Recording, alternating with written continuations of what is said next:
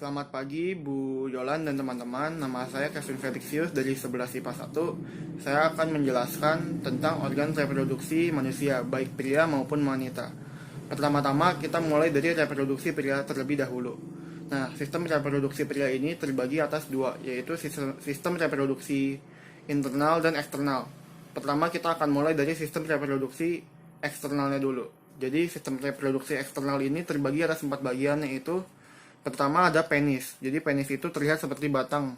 Nah, jadi penis itu terdiri dari 3 bagian. Yang pertama akar atau basis. Bagian ini menempel pada dinding perut bagian bawah. Yang kedua itu batang penis. Dan yang ketiga itu ada kepala penis. Nah, bagian ini ditutupi oleh lapisan kulit yang akan dihilangkan saat menjalani sunat. Lalu bagian kedua dari sistem reproduksi eksternal adalah skrotum. Jadi skrotum adalah bagian yang terlihat seperti kantung, letaknya berada di belakang penis dan merupakan tempat dari testikel yang biasanya disebut dengan testis. Nah, skrotum ini juga memiliki banyak saraf dan pembuluh darah.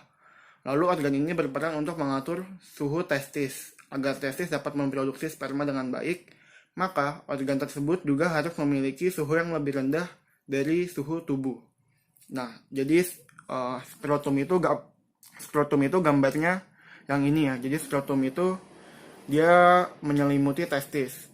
Nah, lalu yang ketiga itu ada testis. Jadi testis adalah organ berbentuk oval dengan ukuran sebesar biji zaitun. Lalu letaknya tadi ada di dalam skrotum. Nah, terus pada umumnya pria memiliki 2 testis. Testis berfungsi untuk menghasilkan testosteron yang merupakan hormon seks pada pria. Selain itu, organ ini juga berfungsi untuk memproduksi sperma. Jadi, testis itu gambarnya yang warna pink ini, yang berbentuk bulat. Nah, lalu yang keempat itu ada epididymis. Jadi, epididymis itu letaknya berdekatan dengan testis dan skrotum ini. Nah, ini epididymis. Nah, jadi epididymis merupakan saluran panjang yang terletak di belakang testis. Organ ini berfungsi untuk membawa dan menyimpan sel sperma yang telah diproduksi di testis. Selain itu, organ ini juga berfungsi untuk mematangkan sperma yang telah dibentuk oleh testis. Setelah matang, sperma baru dapat melakukan tugasnya dalam membawahi sel telur. Lalu selanjutnya kita akan bahas ke bagian internalnya. Nah, bagian internal ini terdiri atas 6 bagian. Yang pertama itu ada vas deferens, jadi gambarnya itu yang ini. Nah, jadi organ ini merupakan saluran panjang dan tebal mulai dari epididymis hingga ke rongga panggul. Organ ini terletak di belakang kantung kemih. Vas deferens juga berfungsi untuk mengantar sperma matang ke uretra sebagai persiapan ejakulasi. Lalu yang kedua adalah vesicula seminalis. Jadi gambarnya itu yang ini.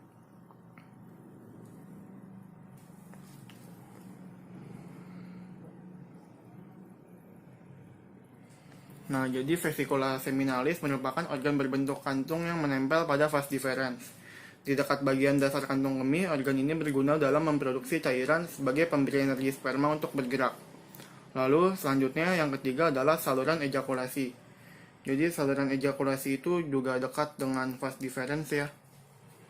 Gambarnya yang ini. Nah, jadi saluran ejakulasi ini terbentuk dari gabungan vas deferens dan vesicula seminalis. Lalu yang keempat itu saluran kemih. Jadi saluran kemih itu ada organ ini juga disebut sebagai ureter. Jadi ini gambarnya yang ini. Nah, jadi ini berfungsi membawa urin dari kantung kemih keluar tubuh. Lalu yang kelima ada kelenjar prostat. Kelenjar prostat terletak pada bagian bawah kantong kemih dan berfungsi menambah cairan yang membantu sperma saat terjadi ejakulasi. Jadi gambarnya itu yang dia dekat dengan saluran ejakulasi. Nih. Dan yang terakhir adalah kelenjar Cowper, dan organ ini berfungsi untuk memproduksi cairan dan melicinkan saluran kemih. Jadi dia itu letaknya persis di bawah kelenjar prostat. jadi sangat berdekatan. Selanjutnya kita akan membahas mengenai organ reproduksi pada wanita. Jadi organ reproduksi pada wanita ini terdiri atas 6 bagian. Yang pertama adalah vagina, jadi gambarnya yang ini. Nah, jadi vagina itu sendiri sebenarnya terletak di dalam tubuh di belakang kantung kemih, lebih rendah dari rahim. Salah satu fungsi vagina adalah sebagai alat reproduksi wanita, yaitu menjadi jalan keluar darah saat menstruasi dan jalur lahir bayi. Nah, dan tanggung jawab utamanya adalah sebagai terowongan bagi sperma untuk menuju rahim dan tuba falopi untuk pembuahan. Selanjutnya adalah ovarium. Jadi ovarium itu gambarnya yang ada yang di kiri, ada yang di kanan. Jadi ada yang di sini sama ada yang di sini. Nah, jadi ovarium ini itu ada di kiri dan di kanan. Nah, ovarium itu sebagai alat reproduksi wanita bertanggung jawab untuk memproduksi hormon seks wanita seperti estrogen, progesteron, dan ovum yang biasa disebut sel telur. Lalu yang ketiga ada tuba falopi. Jadi tuba falopi itu bisa disebut juga dengan oviduk. Gambarnya itu yang ini. Nah, jadi tuba falopi memiliki bentuk seperti saluran bertorong yang masing-masing membentang dari ujung kanan dan kiri pada rahim atas ke ujung ovarium. Tuba falopi bertugas untuk mengangkut ovum yang dilepas dan membawanya ke dalam infundibulum untuk dipindahkan ke rahim.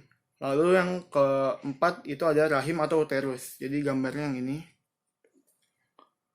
Nah, jadi rahim adalah organ reproduksi wanita, tempat untuk embrio ditanamkan dan kemudian tumbuh.